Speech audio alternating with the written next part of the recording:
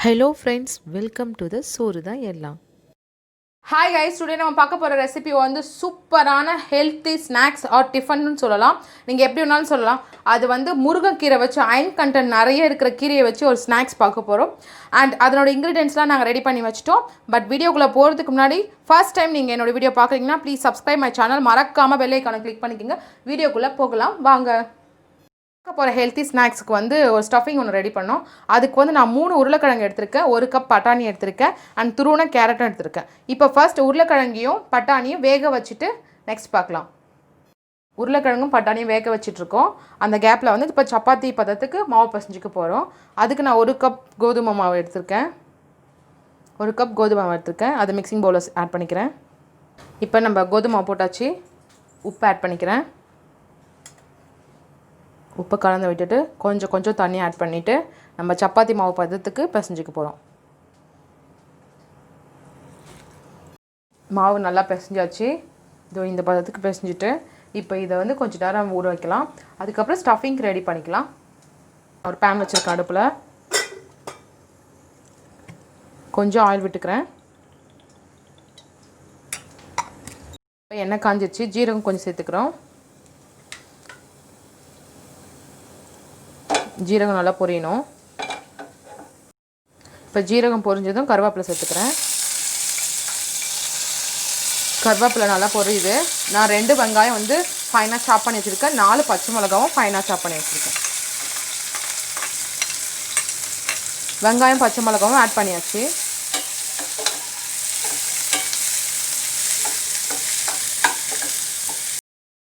வெங்காயம் வந்து இந்த அளவுக்கு வதங்கினா போதும், ரொம்ப வதங்கணும் அவசியம் இல்லை. கூடவே இஞ்சி பூண்டு பேஸ்ட் 2 ஸ்பூன் ஆட் பண்ணிக்கிறேன்.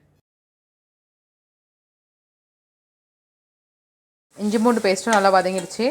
இப்போ ரெண்டு மீடியம் சைஸ் தக்காளி வந்து ஃபைனாக சாப் பண்ணி வச்சுருக்கேன். இப்போ அதை மட்டும் ஆட் பண்ணிக்கிறேன்.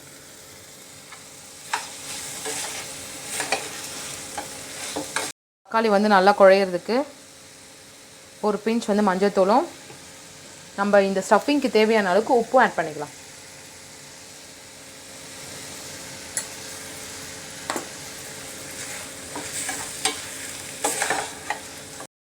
இப்போ தக்காளி வதங்கிட்டுருக்கு. இப்போ நான் வந்து ஒரு 1/2 ஸ்பூன் வந்து கரமசாலா தூள் ஆட் பண்ணிக்கிறேன். கூடவே கொஞ்சம் பெருஞ்சீரகத்தூள் ஆட் பண்ணிக்கிறேன். இப்போ நம்ம எல்லா மசாலாவும் சேர்த்து நல்லா சாட்டே பண்ணியாச்சு. இப்போ அடுத்தது வந்து பட்டாணி, வேக வச்ச பட்டாணி எடுத்து வச்சது, அதையும் ஆட் பண்ணிக்கிறேன்.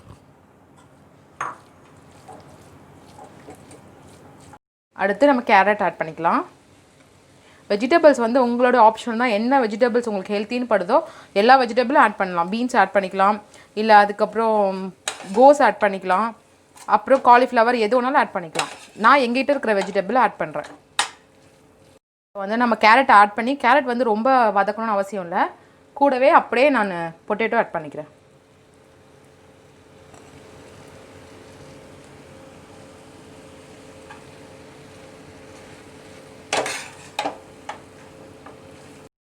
நான் ஒரு பேன் வச்சுருக்கேன். இதில் 1 ஸ்பூன் எண்ணெய் விட்டுக்கிறேன்.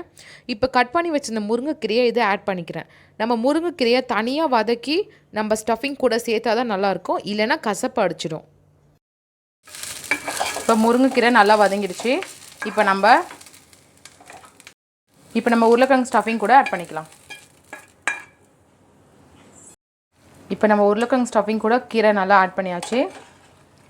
நல்லா கலந்து விட்டுக்கிட்டு ஃபைனலாக நம்ம கொத்தமல்லி போட்டு இறக்க போகிறோம்.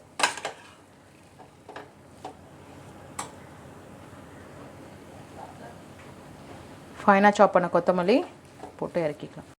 இப்போ வெஜிடபிள்ஸ் வந்து நம்ம ஆப்ஷன் தான். இது எவ்வளோ ஹெல்த்தியாக பசங்களுக்கு கொடுக்க முடியுன்றது நம்ம கையில் தான் இருக்குது. இப்போ இதிலே பார்த்தீங்கன்னா நிறைய விட்டமின்ஸ் இருக்குது, அயன் இருக்குது. வந்து ஜங்க் ஃபுட்டுன்னு சொல்லவே முடியாது. இது நம்ம வந்து கடையிலையோ இல்லை வேறு எந்த இன்க்ரீடியன்ஸும் இதில் வந்து நம்ம ஆட் பண்ணலாம். வீட்டில் இருக்கிற ஃபுல் அண்ட் ஃபுல் வெஜிடபிள்ஸ் மட்டும் ஆட் பண்ணி செஞ்சுருக்கிறோம். அண்ட் இது வந்து நம்ம அவ்வளோவா ஆயிலும் சேர்க்கல. அதனால் இது எல்லா ஏஜில் இருக்கவங்களும், சின்னவங்கலேருந்து பெரியவங்க வரைக்கும் இதை சாப்பிட்லாம். அண்ட் இப்போ நெக்ஸ்ட் ஸ்டெப் பார்த்துடலாம். இப்போ நம்ம சப்பாத்தி மாவு பிசைஞ்சு வச்சுருந்தோம் இல்லையா, அது வந்து ஒரு கொஞ்சம் பெரிய பெரிய உருண்டையாக எடுத்து சப்பாத்தி மாதிரி நம்ம தேய்ச்சிக்க போகிறோம். இது கொஞ்சம் தின்னாகவே தேய்ச்சிக்கணும். நம்ம ஷீட் வந்து கிழிஞ்சு போகாத அளவுக்கு தின்னாகவே தேய்ச்சிக்கணும். இப்போ நம்மளுக்கு இதோ நல்லா பெருசாக திரட்டியாச்சு. இப்போ இந்த தின் ஓகே. இப்போ இதில் நம்ம ஸ்டஃபிங் வச்சிடலாம்.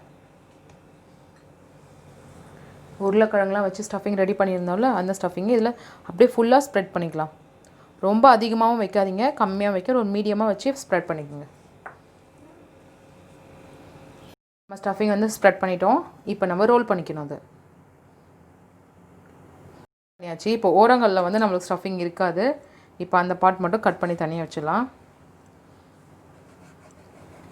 தனியாக எடுத்தாச்சு. தேவையான சைஸ்க்கு வந்து நம்ம கட் பண்ணிட்டோம். இப்போ இந்த கட் பண்ண பீஸை வந்து நம்ம சப்பாத்தி கட்டையில் பூரி கட்டையில் உருட்டக்கூடாது. நம்ம கையில் வந்து இதை இப்படி எடுத்து வச்சுட்டு ஒரு ப்ரெஸ், அவ்வளோதான். இந்த ஷேப் வந்துடும். இது ஈஸியாக வெந்துடும். இது வேகாது அப்படி சொல்லிட்டு கஷ்டப்படாதீங்க, ஈஸியாக வெந்துடும். அவ்வளோதான் இது. இப்போ நம்ம தவாவில் போட்டு எடுத்துடலாம்.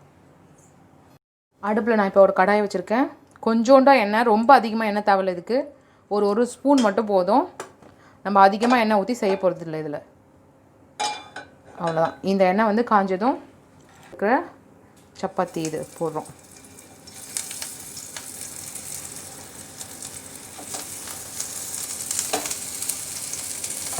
இப்போ ஒரு சைடு நல்லா வெந்துருச்சு, ரெண்டாவது சைடு திருப்பி போட்டிருக்கேன். நம்ம திருப்பி போட்டு வேக வைக்கணும். இது மேக்ஸிமம் இது வேக வைக்கிறதுக்குன்னு பார்த்தீங்கன்னா ஒரு 3 மினிட்ஸ் தான் ஆகும். அவ்வளோதான். இப்போ நம்ம 2 சைடும் திருப்பி போட்டு வேக வச்சாச்சு. இப்போ வந்து ரெடியாக இருக்குது. இப்போ எடுத்துடலாம் நம்ம பிளேட்டில். நம்ம இதுக்கு ஆயிலே வந்து மேக்ஸிமம் பார்த்தா ஒரு 2 ஸ்பூன் தான் யூஸ் பண்ணியிருப்போம். இதை வந்து ஸ்நாக்ஸாகவும் வச்சுக்கலாம், இல்லை நீங்கள் டிஃபனுக்கும் காலையிலையும் பிரேக்ஃபாஸ்ட்டுக்கும் சாப்பிட்லாம். சூப்பராக ரெடி ஆகிடுச்சு நம்ம ஸ்நாக்ஸ். இப்போ நம்ம வேறு பிளேட்டுக்கு வந்து ட்ரான்ஸ்ஃபர் பண்ணிக்கலாம். ஃபைனலாக நம்மளோட ஹெல்த்தி சூப்பரான ஸ்நாக்ஸ் ரெடி ஆகிடுச்சு.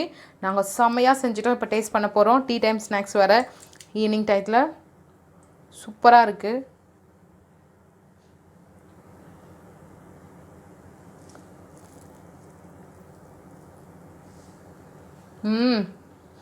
ரொம்ப சாஃப்டாக ஒரு கடிக்கும் அந்த பச்சை பட்டாணி செம்ம டேஸ்ட்டாக இருக்குது. நீங்களும் இதே மாதிரி செஞ்சு பார்த்துட்டு சோறுதா எல்லாம் யூடியூப் சேனலுக்கு கண்டிப்பாக கமெண்ட் பண்ணுங்கள்.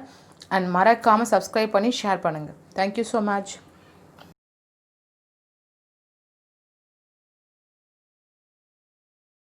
இந்த ரெசிபி உங்களுக்கு பிடிச்சதுன்னா சப்ஸ்கிரைப் பண்ணி பெல் ஐக்கானை கிளிக் பண்ணிக்கோங்க. அண்ட் ஷேர் பண்ணி கமெண்ட் பண்ணுங்கள். தேங்க்யூ.